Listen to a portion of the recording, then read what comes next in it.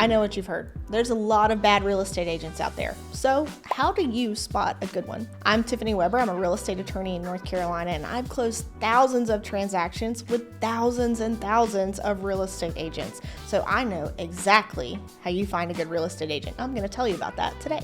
My number one quality in a good real estate agent is excellent communication, because there are so many parties involved that have to know what's going on in order for it to close. So it's not just the client and the agent communication that's important. It's communication with lenders, inspectors, surveyors, attorneys, so that things can actually happen on time. It is really tough for our office when we are the office responsible for making sure that the closing happens and gets recorded when we're not being provided information. So agents who have invoices that need to be paid at closing and don't tell us until we get to the closing table and they're looking at the closing statement because they didn't review it ahead of time, it's really tough, because then we have to get lender approval. It's going to delay the closing.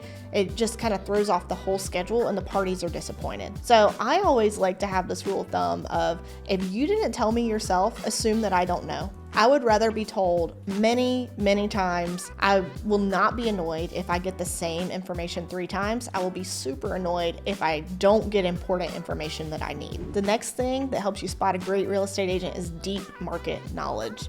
And I work in Lake Norman. I live in Lake Norman. And there's some quirky things about Lake Norman that if you are buying property here, you need an agent that knows those quirky things.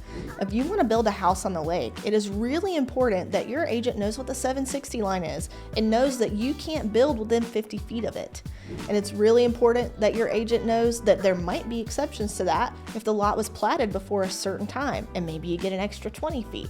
All of that's really critical in helping you find the right property. And if your agent doesn't know about those things, that kind of puts you at a disadvantage. Another thing, agents, if you are moving to a new area, shadow some agents that have been doing it a long time, or get with attorneys that close a lot of transactions in that, niche area, so that they can help get you up to speed so that you're not finding things out too late. The next thing I love about a great real estate agent is attention to detail. And these are the agents that are paying attention when they're setting up closing dates and times, because they remember that you have a really important family event that you have to fly out for. So they're not scheduling a closing when you're not even in the state and can't sign. You might think it's insane, or agents might hear this and think it would be insane that an agent would do that. It happens all the time. The amount of money that's being paid, making sure that the closing statement is accurate when it's being sent to them for review. So attention to detail is super, super important. The next thing is honesty and transparency. Obviously you want your agent to be honest, but some clients only want them to be honest to a point.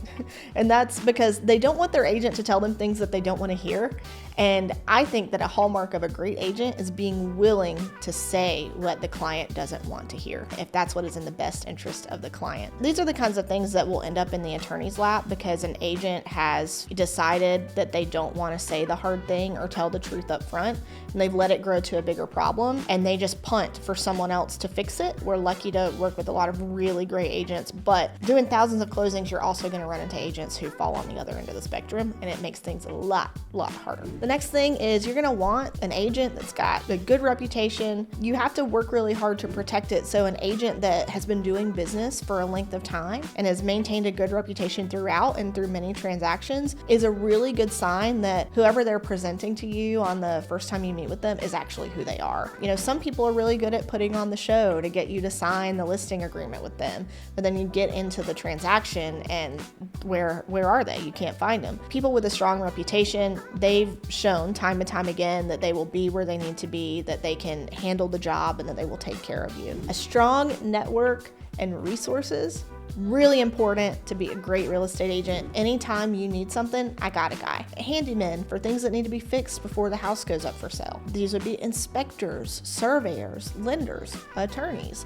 All of these networks are really important to a transaction. And if you've got an agent that you really trust, then them having a network is important, because then okay, all these people have worked together before. That can maybe help my transaction be more smooth. Now, if your agent doesn't have a big network, I don't think that is, something that you should count them out for. It could be that they're newer to the area, or, they're trying to find more service providers that align with their expectations and ideals. So that's something to keep in mind when you're talking to agents. And the last thing that is just as important to me as my number one, excellent communication, these two are really tied, and it's that an agent who is proactive and a problem solver. If you come to me with a problem, also come with a solution. Let's be solution oriented here. We have a goal that we're trying to reach. We're trying to get the transaction closed. So let's talk about the things to make that happen rather than just identifying problems and woe is me.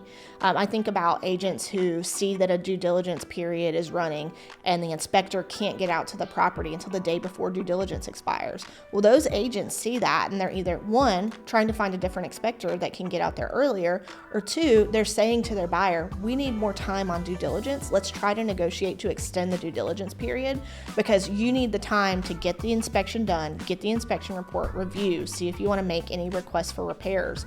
And one day is not going to be enough time for all of those things to happen. They see what could go wrong and they plan for it, try to make contingencies, or take steps ahead of time, either one to make you aware or fix the problem before it even occurs. So that is, to me, what makes a really good real estate agent. And like I mentioned, I'm a closing attorney in the Lake Norman area in North Carolina. So if you're an agent that exhibits these qualities, I'd love to do your closings because I like working with people like you. Send your contracts to close@thomasandweber.com.